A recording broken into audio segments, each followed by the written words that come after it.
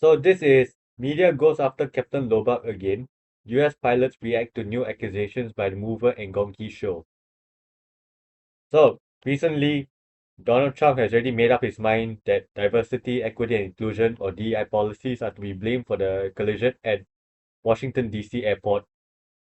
However, believing that there's probably more to this story, Dr. Reason's Swiss cheese model, I've come to the conclusion that I gotta start digging. So this is the video that I will start my research with two pilots talking about what they think about this incident and see if there's any other things that I need to pay attention to. Let's see if there's more to the story than what's being reported in the media. All right, let's continue.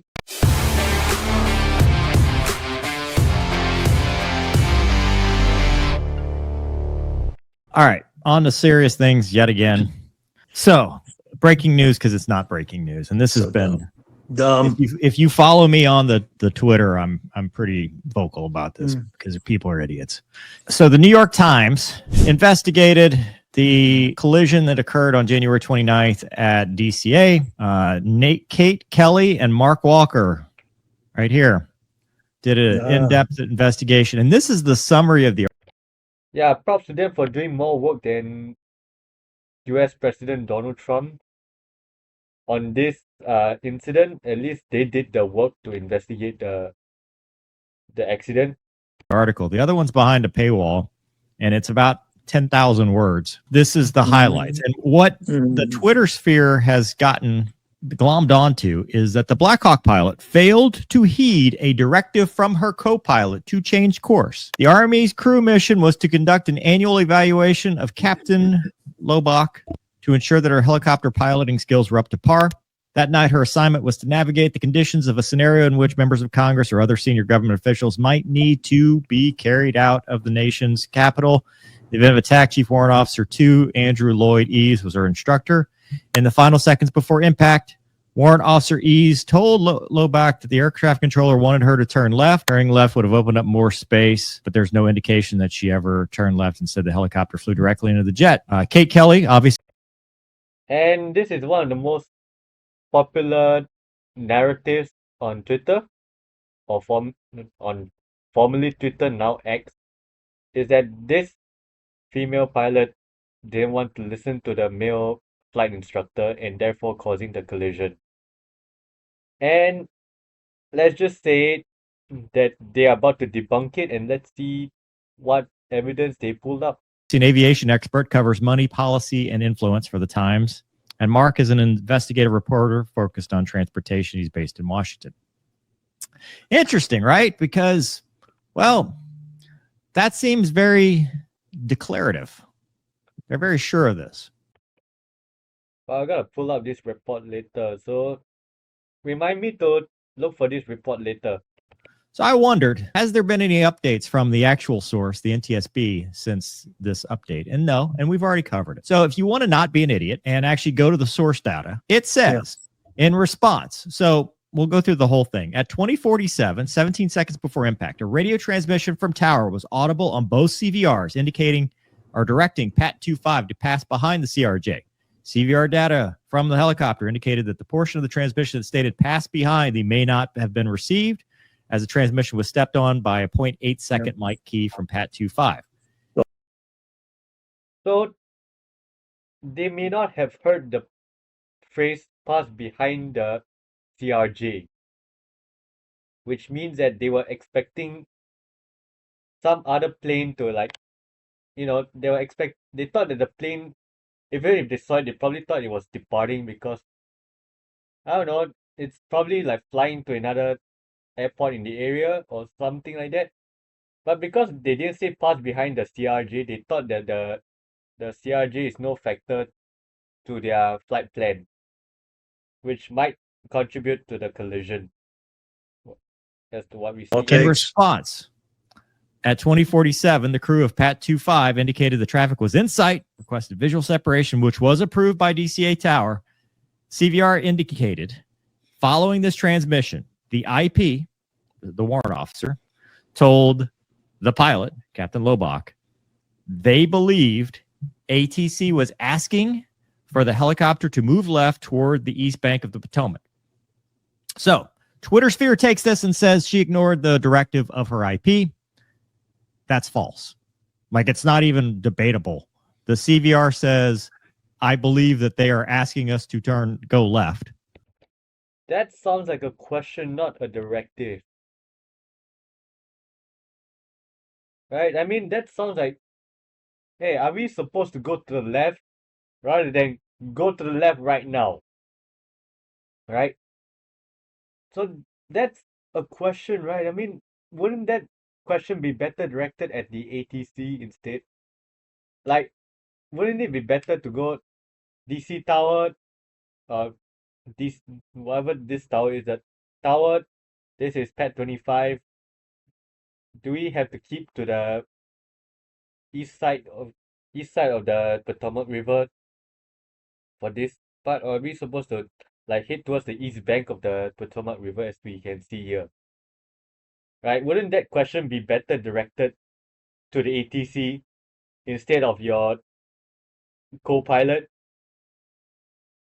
I don't know. Actually, this is the part like still doesn't. I don't know. I don't know what was he thinking at that time. Nor will I ever know because it's not like we can ask them now.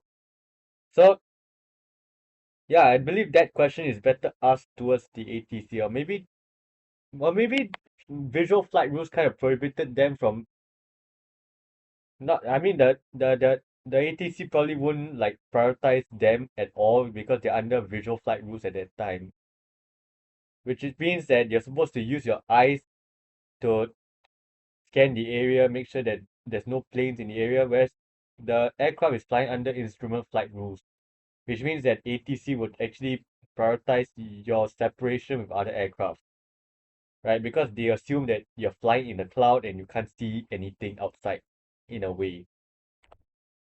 So yeah, let's continue. Which is a CRM thing. It's a crew resource management thing. It's what happens when you've got two people in an aircraft. He thinks he sees something out in the distance. He's got visual separation, and they keep telling him stuff. So he's like, "Hey, I think they're asking us to go left." That's not a directive. That's a question more than anything, because at this point, the two start talking, or that's the expectation, is they talk and figure it out. It happens every time. I mean, Gonki and I, you and I have flown together. You know, hey, what'd they say? What did that mean? What are they talking about? I think they want us to do this. So, number one, false. They did not say to, he did not tell her to do that, and she ignored it because of DEI, because that's what Twitter has picked up on now, is it's DEI. They want to blame this poor captain just because it's the political hot button issue right now. The second piece is they talk about the altitude that he told her to descend several times. That's also false, because it says right above that neither pilot made a comment about the altitude thing. He told her that, hey, I'm showing 400. She says I'm showing 300, but nobody actually said that it meant anything. Nobody said, okay, well, hey, we probably have a... That's 100 feet difference. Like,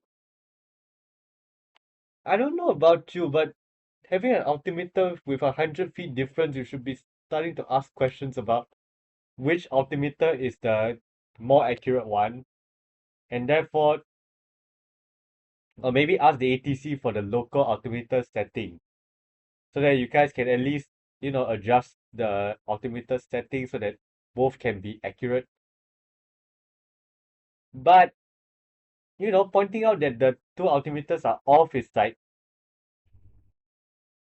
trying to figure out which one is correct without other information around. Or you guys can refer to your radio altimeter, which is like one of the worst ways to decide which one is more accurate, because it's dependent on the elevation of the ground. So yeah, in this case, they can just ask the ATC for the local air pressure. Why are they debating that, like, in a busy airspace? This is the part that still confuses the hell out of me at this point. Discrepancy, because you can be off. Both altimeters can be off. That is an acceptable error, and nobody seemed to have an issue with it. But I saw one article, I think my So 100 feet is an acceptable error. All right. one I sent you, Gonky, that they said she only had 45 hours in the aircraft because they dropped off to 0. They're like, oh, she only had 45 hours. I don't think anybody with 45 hours can fly in such a busy airspace at all. I think if you have 45 hours of flight experience, you'll be flying in a more quieter airspace. To get some experience before you fly. It's like, driving on a quiet neighborhood road before you get on the highway, right? DCA is like the highway, whereas at the air base where this helicopter is based, it's more like a quiet neighborhood street. It's better to get experience there than to like figure it out on the highway. It's a very bad idea to learn how to fly in a chaotic airspace, all right? It's a very bad idea. Okay, and I don't think that the US Army is that reckless. Or maybe when I open up the report, I may be proven wrong later. So I'm gonna hold my breath for now. And this is what happens, dude. The media is like, and if it's stuff with aviation, it's with everything else too. But this is stuff that like it picks me up. Yeah, you can only imagine things like TikTok, X, formerly Twitter. If you think the media is stupid, be glad that TikTok and Twitter are just gonna hit it out of the park with their stupidity. I mean, just look at Donald Trump and his behavior. Right, because I see it, I recognize it, I understand it. They're talking about ADSB being a problem. ADSB had nothing to do with it. They were squawking Mode Charlie. Mode 3 Charlie in a radar environment, the update rate is plenty fast, and they still got TCAS warnings from the RJ. The problem here is that they never should have been in this piece of sky together. That's it. They should have either been held at Haines Point or not had the RJ circle. But the fact that this was designed with 100-foot at best separation, 75, right? Yeah, I mean 300 feet to 200 feet if they were right on altitude. Yeah, the 100 feet, according to the mover himself, it sounds like the margin of error for an altimeter. So if these two planes were separated by like 100 feet, which is the margin of error, can you imagine, like, oh my gosh. Now just thinking about it just gets worse. I hope this thing doesn't get any worse than it is right now. All right. But then altimeters can be 75 feet off. Two altimeters can be 150 feet off between the two of them. You can have that distance. And the radar altimeter had them at 278 feet, which that's off the water. That's off the tidal basin. So they could have been lower and indicated 150 feet. Like, we don't know. To expect a margin of error that tight is unacceptable. They should never have been in that same piece of sky. Skid, when we flew T-38s, geographical altitude separation, you got to have you got to have both of those or one or the other, and you got to be damn sure. Deconfliction is very important. And so to blame this poor woman who's on a check ride, not because she's a student, but because it's her annual evaluation to the level at which she was qualified, which meant aircraft commander.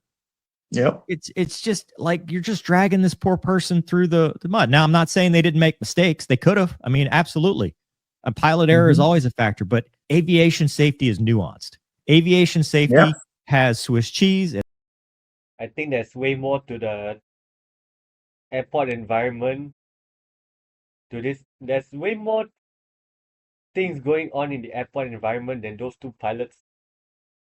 I mean, even if those two pilots made no mistakes, I don't think DCA or whatever airport or Reagan National was as safe as it could be, all right? Later, I'll pull out the report and I'll show you what a freaking disaster it is. Given what they're talking about right now, I can only imagine a horror show when I open up the report. It has holes that align. It has multiple layers of mistakes that end up becoming a catastrophe. It is not one person. Yep. All right. And this is not breaking news. It's all stuff that's been available for 6 weeks, being fed to you by somebody who's never sat in a cockpit.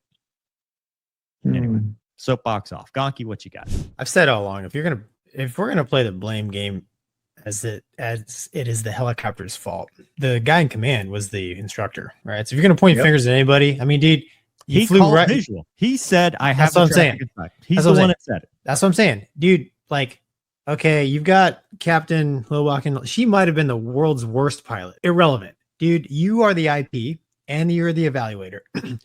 You don't fly it into the side of a freaking airliner to prove a point. You know what I'm saying?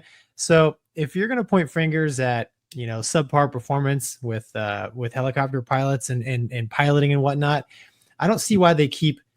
I do see why they keep. Oh, you going. do. You know exactly why. It's right, but I guess I misspoke.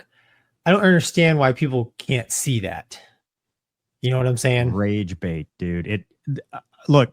So it's I funny. mean, sorry, Gaki, I had a great opportunity today to a friend of yours was doing a dissertation for his PhD, way smarter than all of us. Oh yeah. And what the topic was public perception of stuff. And one of the things he talked about was other people he had talked to, they would like in not a public setting, like we are public figures here, but like in a more social setting, people would ask, hey, what's the military think of this? And when they didn't get the response that validated their worldview, they would get mad because they don't want to hear your opinion. And that's what they talked about. They don't want to hear what you have to say about this. They want to validate their opinion through your mouth. They want to hear that their worldview is validated by their military and the person talking to. Same thing with this show, right? If I don't say the thing that they expect me to say because that's what they believe, they get mad. So all this is they see that's a girl. I'm in the He-Man Woman Haters Club. Guess what? I'm mad because it's a girl. I mean, I mentioned in the previous show. I mean, I think in the human factors, we call that confirmation bias, where we just accept all the information that proves what we are trying to justify, and then ignore all the information that directly tells us that we might actually be wrong here, right? And trust me on this, it's actually really hard to fight it, all right? Especially when your grades are on the line. I know how it feels. Like, all right. There's definitely been double standards. Like I said, 100%. You're not gonna tell. We've all seen it. I've been in like there's women flying airplanes in the military that should not be flying airplanes. 100%.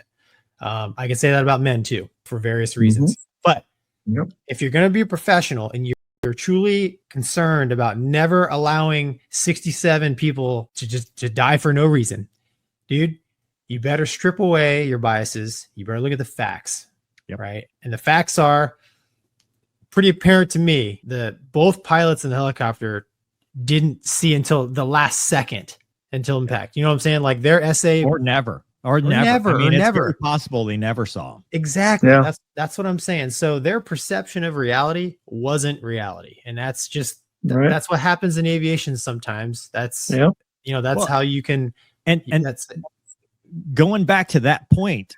That is what was happening. When somebody says, hey, I think they want us to do this, that is a clue bird that we don't have SA, and that is two pilots working together to regain their misperception. They were trying to fix a misperception they had, because when I say, hey, I think they want us to do this, it's because I don't know what the hell they want. I'm like, it's not, he's not doing it because he's trying to guide her along or he's trying to fix it and be the hero. He's in that helicopter too. I mean, I was an evaluator, and Skid, I know you were too. When you're dealing with real world deconfliction, you come out of the role as an evaluator because it's like, you're riding the airplane too. You don't want to create an unsafe situation. I mean, technically, the safety of the aircraft will come above evaluating the abilities of your student, which kind of makes sense. But wouldn't you instantly fail the student if the student brought you into a situation where you have to break out with the evaluator role, right? You would instantly fail the student and just return back to base and then ask her and then debrief her debrief him or her over there, and then give them a few more chances in a quieter airspace to see whether they can perform up to par in a quieter airspace rather than going through a busy airspace. I don't know what's their policy with the evaluator after after the evaluator have to break his role as a examiner. All right. So yeah, a lot of things is like not up to par at this point. And So, Right. like you said, Mover, 100%. I'm sure that both pilots and the Blackhawk were discussing hey, is this the right traffic? Do they want us to go over here? What's going on here? Because like we've talked about before, Mover, I mean, maybe in the past they've made them hover, it's like they didn't even give them the option, right? Because you spoke to the Austin. When Austin, I did the interview with Austin, they always made him hold at Ains Point. He had never seen that. Like he had been an evaluator at that place, and every time they made him hold at Ains Point, they never crossed on runway 33, so they didn't even know where to look. Right. So that's what I'm saying. So like, maybe they're trucking along, and all of a sudden, Tower's like, hey, if you see him, you just pass behind him. It's like, that's okay. Well, that's weird. They're way out there. Yeah, they're way out. What are you talking about? Yeah, not a factor.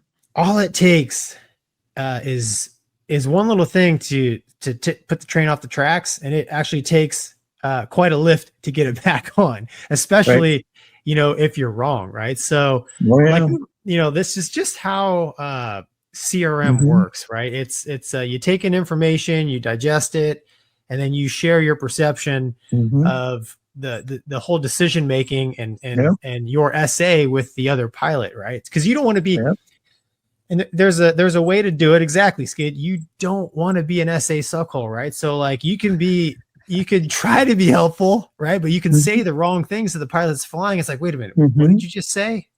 So it's a dynamic environment. And at the end of the day, like you said, Mover, there's no new news. Yeah. Like they shouldn't have been there. ATC should have told them hold at whatever Ains Point, or no arrivals on 19, right? Dude, if that's active. This is the same ATC that fought in the tower, right? This is the same tower cab that went to fisticuffs. I think we have way bigger problems than DEI at this point. I mean, they literally fought each other in the tower. Forget about anything else. I mean, imagine two tower controllers. Instead of guiding aircraft, they were beating the crap out of each other. What's going on over there? And this is at a nation's capital. What's going on? Like, we're not talking about a perfect system and then the girl shows up and ruins it for everybody. We're talking about a deeply flawed airspace system with a control tower that has been... This is the most dysfunctional system I've heard in my life. I don't know if I can handle the report after this, but I promise I will open up the report and I'm going to keep it. All right. Having issues. Everybody knows DCA is the Wild West. Everybody knows it's a place you got to keep your head on the swivel because it's congested airspace. They're putting too much into one small spot, and like this was a ticking time bomb. The fact that they had thousands of near midairs that were reported, not to mention the unreported ones when they went back and looked. This was not just a one-off where look, the DEI pilot showed up and just killed everybody because she was just Yeah, but I mean, newsflash, there's literally hundreds of women pilots that fly in and out of DCA every day, right? So, I mean, Skid, did you ever fly? I've never been there, man, as a pilot flying. Have you been I went in there in the United Airlines. We went in, we did the river arrival. Beautiful DFR day. Pretty busy? Oh, yeah, I was flight engineer. I had to do all the dials in the back of the airplane. It was really busy. He was sitting like this. I was sitting sideways. Hey, I faced forward for landing, man. But no, what do you think about all this, Skid? What's your... Let's obviously where these reporters got their story from without NTSB the final, was that them just making extrapolation, or did they get a hold of the voice cockpit recorder? Did they get some extra data that they had been close hold before? They badgered the controller. They found the controller's name and they badgered the controller who declined to comment. That's about as in-depth beyond what that report says as they got. Wow. The rest is is just a liberal arts major trying to explain to you what they don't understand in the first place. Yeah, I think they're way over their ski tips. I'm a trained FSO. I was a chief of flight safety at Osan. I was chief of flight safety at Holloman Air Force Base. I went through the whole course at Kirtland about the modeling and what causes and the myth and the machine and the man and the mishap that night. okay, night, check ride, who knows about currencies or whatever, who knows how much he had flown. Uh, the check pilot, was he really being a check pilot or just sitting along for the ride? Was he actively engaged in the sortie? What do you know, Mover? Was she in the right seat or left seat? From what the report says, she was in the left seat. Isn't the aircraft? I thought in the Army, you're in the right seat to command the airplane, right? Well, To be the pilot command? no, because they can fly it from either side. In a normal helicopter, a single pilot, yes, it's in the right seat. But Right. from what I Okay. understand, they could do because it's just the code. It's the aircraft I know. commander code. Okay. So I think from what they said, but they did say there was a change of aircraft control earlier on. Okay. So she went from pilot monitoring to pilot flying at this point. Wow. And then were they got both goggles, not goggled? What? Goggles. Everybody was goggled. Okay, they're all in goggles. So they're at that altitude. Can you imagine remember the lights, how they looked? You're flying with goggles in a high, not even high illume night. And I remember this at Bagram and other places there. And you fly into a place with a lot of lights, you're wearing your goggles, like, oh my God, you can't see diddly. And there obviously the jets are got their strobes on, but can you break out somebody in NVGs? Can you break out somebody? You know, I know we fly tactical at night in the A-10. We're looking at my wingman, and he's out there, strobing, whatever. But at night, at that altitude, coming down the river, I'm pretty sure, and this is my spitballing, that the IP saw the airplane to the south coming in on 19, not the airplane that already jinked to the right to come in for landing on 33. So they said, "Yeah, we got him. We'll go to the left," which really just stayed the course. So that's just my 2 cents worth. But again, just horrible mishap. Why what could have prevented it not flying down the with all these airliners coming in? It's that, why do we have to do this? What was the reason? Okay, I understand congressmen have to be flown out in emergencies. Okay, how about we do this in the daytime? Do we have to do this at night, classified, whatever stuff?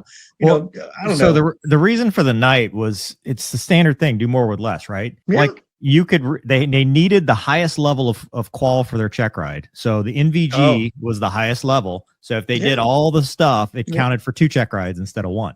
Right. So I mean, it's the standard military. Hey, we can get more X's if we do it this way than if we do it onesie twosie. And I will say, because people have also accused us of this, of not feeling for the victims. This is unfair for all of the victims in both aircraft, because like the level of sadness and empathy we have for the victims in the RJ, I mean, it can't be expressed. It's terrible. It's horrific. And also, the victims deserve to know what other things contributed to this accident, instead of just blaming one person and then calling it a day. All right? And then they deserve to know what else is being changed. All right? Otherwise, this accident, 10 out of 10, will happen again at some point in the future if we don't fix it. Right? Besides our empathy, our compassion, and everything, they deserve a better system. Right? They were just along for the ride. Most of them probably didn't even know what happened at the end, and that's horrible. Nothing. But for the families of those victims, you are giving them false information and you're just picking at that scab every time. Every time it's oh, well, we're going to blame this one person, and that family is suffering. That unit is suffering. I mean, everybody involved. Yeah, it's needless. It's 6. And you're also dividing the families unnecessarily. Right? All right, I managed to find the NTSB report here, so let's zoom in and try to see what other information can we find. Right? So according to this report, the crew experience for the aircraft, the captain has 3,950 total hours, so almost 4,000 hours, of which 3,024 were in the accident airplane make and model. So when I say this captain has a lot of experience flying this aircraft, right? Since the minimum to become a commercial pilot is about 1,500, 3,000 is almost double that. All right, just on the make and model alone. Right, then and they both held a FAA first class medical certificate. The first officer has slightly less experience, but still above the minimum hours of flight experience. So I don't think you can say the crew of the aircraft is not experienced, but compared to the helicopter, the instructor pilot is a chief warrant officer too. And apparently, to become an instructor pilot, you just need 968 total hours of flight experience. Apparently, 968 total hours of flight experience is more than enough to become a flight instructor, of which 300 hours were in the accident helicopter make and model. So, to become an instructor pilot, you just need 300 hours on the model. And then, for those of you who think that, this pilot is not very experienced and she got there because of her gender, the captain has 450 total hours of flight experience, of which 326 hours were in the accident helicopter make and model. And let's just say this is the part that really gets me. The aircraft is operated under Instrument Flight Rules or IFR flight plan, which means that the controller assumes that you're in the cloud and you can't see anything, and and the ATC will be responsible for your separation with other aircraft. Whereas the helicopter is flying under Visual Flight Rules, meaning to say you're responsible 100% for what you see and avoiding other traffic. So yeah, I don't know if they could have requested flight following or whatever, but maybe this is one of the Swiss cheese model that's being violated, one layer being violated at this point. Okay, so this is the TCAS limitations. It is required by aircrafts weighing more than 33,000 pounds or carrying 30 passengers or more. Right? The TCAS can provide traffic advisories or resolution advisories. And resolution advisories is like the escape maneuvers, which it can tell pilots to climb or descend or just level off at this point. So this is where the limitations come in. So when the aircraft is descending and it crosses below 900 feet above ground level, TCAS will not tell the pilot to climb, descend, or level off. Alright? Which the accident took place at around 300, 200 feet, which is well below the 900 feet limit at that point. So, yeah. Then, what it does at below 900 feet, TCAS issues when it's below 900 feet on descent, TCAS issues a traffic advisory when the intruding aircraft is about 20 seconds from the closest point of approach or 0.3 nautical miles, whichever occurs first. So we say it will tell you that there's a traffic, but it will not tell you to level off, climb, descend, or whatever. Okay. So as the aircraft descends below 400 feet above ground level on arrival, the oral enunciation associated with the TA is also inhibited. Meaning to say, once you're below 400 feet above ground level, which is like, I don't know what's the actual height of the aircraft, but let's just say it's below 400 feet. So we say it will show up on the display for the TCAS, but it will not tell you that there's traffic. It will not, I mean, if you're looking outside, looking at for the runway, and it didn't tell you there's traffic, you can easily miss it. And this is for a very good reason, apparently. It's like, because when you're below 400 feet, you'll be closer to a lot of other aircrafts because there are aircrafts that are waiting for takeoff. And the last thing you want to do is to have the plane come in and then tell you there's a traffic like within 0.3 nautical miles of the aircraft, because when you're landing and touching down, right, you're going to be way closer to other aircrafts than say in the air, for example. So below 400 feet, it makes sense that the traffic advisory is inhibited. So yeah, if you are not looking at the TCAS specifically, you might easily miss the traffic that's coming from the right in this case. So yeah, that's one Swiss cheese model, Swiss cheese layer violated in this case. And yeah, for the air traffic controller, they are using a north operation, meaning that aircraft were landing and departing from runway 1. So, and the aircraft was communicating with the DCA tower controllers via the published control tower frequency of 119.1, and the Army helicopter is using 134.35 megahertz. While both frequency uses the very high frequency ranges. Because the aircraft were on different frequencies, the crews of those two aircraft were not able to hear each other when they talked to the controller. But the controller's transmission to each aircraft will be audible to both flight crew. That means to say the crews talking to the air traffic controller, they will not be able to hear each other. But when the air traffic controller talk back, they can hear each other. If that makes sense. Right, then the helicopter route. The maximum allowable altitude of Route 1 is 200 feet. That was covered in the video. And this is the part that kind of shocks me. When the aircraft lands at runway 33, which is over here.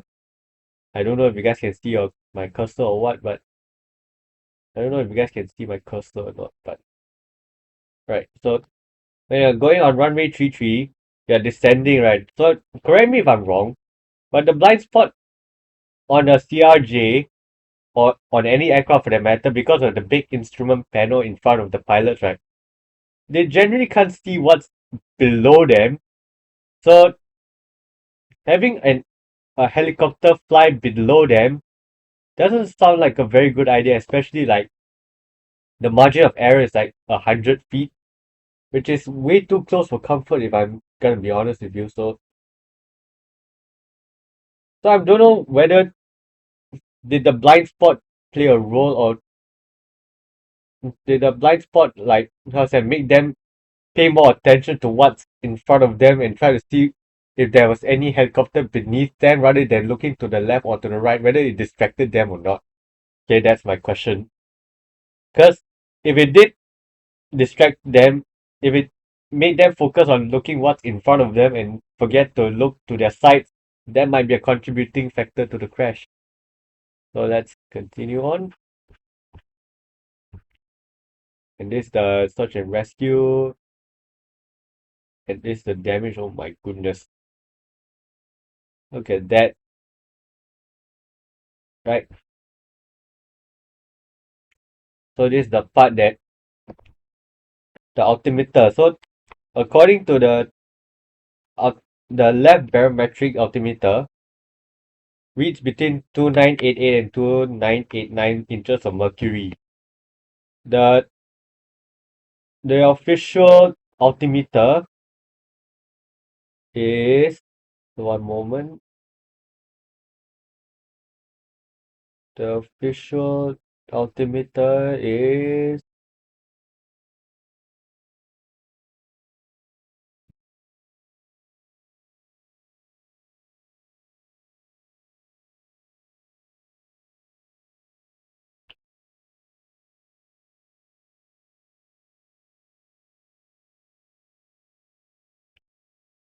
the official altimeter.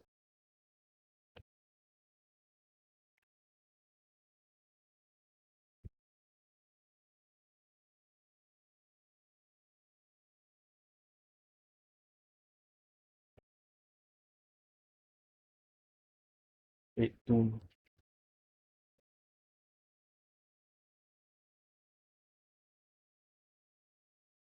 yeah, the official altimeter is 29.89. So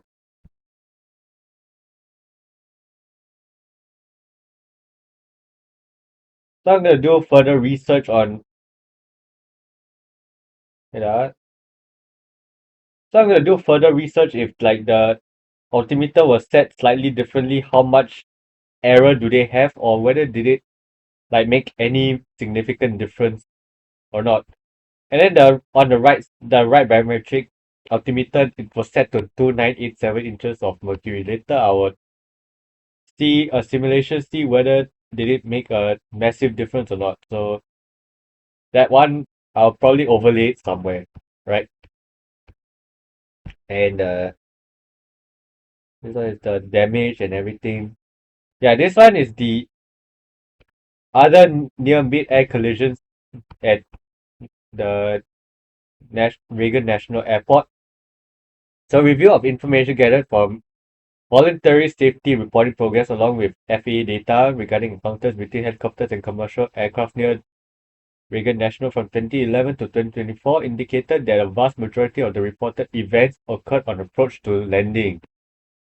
So I believe the blind spot beneath, like on the descent of the aircraft, the blind spot to the descending portion of the aircraft, right, may have played a role with this increase in risk when it comes to the reported events here. So, initial analysis found that at least one TCAS resolution advisory was triggered per month due to proximity to a helicopter. So, this has been going on for like what, 13 years, best case scenario.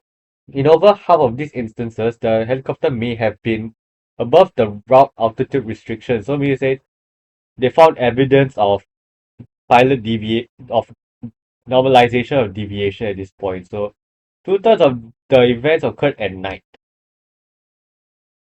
So it's just a matter of time before an accident did happen. So, anyways, a review of commercial operations, instrument flight routes, departure, arrivals at Reagan National between October 2021 and December 2024 indicated a total of 944,179 operations. During that time, there were 15,214 occurrences between commercial airplanes and helicopters in which there was a lateral separation of less than 1 nautical mile and a vertical separation of less than 400 feet. So if you believe DEI played a role in this, what you're seeing is the cherry on top, not the cake itself. And what's even more shocking, there were 85 recorded events that involved a lateral separation of less than 1,500 feet and a vertical separation of less than 200 feet. So if you still believe that DEI have anything to do with this, Oh, I say it again, you've been had. You've been took. You've been hoodwinked, bamboozled, led astray, run amok. This is what he does. now the data indicated that between 2018 and 2024, Runway 1 accounted for about 57% of arrivals, Runway 19 about 38%, Runway 33 about 4% of the arrivals, and Runway 15 accounted for less than 1% of arrivals at Reagan National. So when you say, and for good reason, by the way, I mean, Runway 33, the opposite of Runway 33 is what's 33 minus 18? That's Runway 15. So this runway was rarely used for arrivals. And as it turns out, for this incident, is probably for good reasons. Yeah, as for mentioned, the crossing of a helicopter route and the fact that it's coming down and in the blind spot as well. So with regards to safety actions, there on January 31st, the FAA issued a notice to airmen in prohibiting helicopter traffic from operating over the Potomac River near DC Reagan National from surface up to including 17,999 feet or flight level 180, with exceptions for life-saving medical, active law enforcement, air defense, or presidential transport missions. If such missions require, civilian aircraft are not allowed in the area. The most recent version of the NOTAM 5/4379 was issued on February 19, 2025, with updated dimensions for temporary flight restrictions. The NOTAM is in effect through March 31st, 2025 at 2359 UTC. And on March 11, 2025, the NTSB issued 2 urgent safety recommendations to the FAA concerning the helicopter routes near Reagan National. The NTSB's investigation is ongoing. So yeah, if there's more information that comes out from this investigation, if there's more information from this investigation, there'll be more, there'll be an update in the future. And as for now, please just put the DEI, whatever nonsense you guys think about have to do with DEI to bait for this incident for at least, right? At least be honest enough to realize that DEI is just at best a cherry on top of the cake and not the cake itself. All right, there's way more serious issues, and therefore it couldn't be the only fact. It's not even the major factor in this, right? So on that note, I hope you guys have enjoyed this video. Like, comment, and subscribe, and I'll see you guys next time. Bye bye.